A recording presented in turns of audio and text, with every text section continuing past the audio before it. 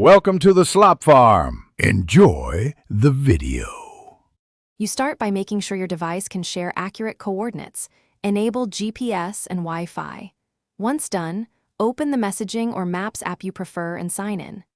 Next, grant the app precise location permission so live updates work reliably.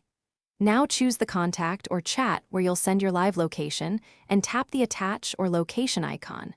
Make sure the recipient is reachable and has a compatible app. This avoids delays and ensures the share starts immediately.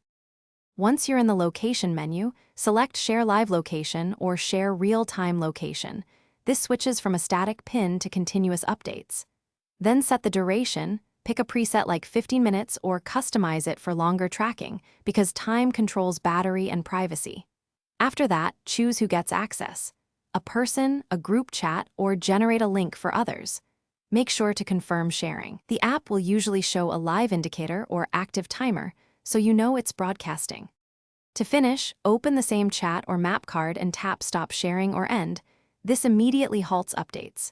If location looks wrong, toggle airplane mode briefly, then re-enable GPS and Wi-Fi to force a fresh fix.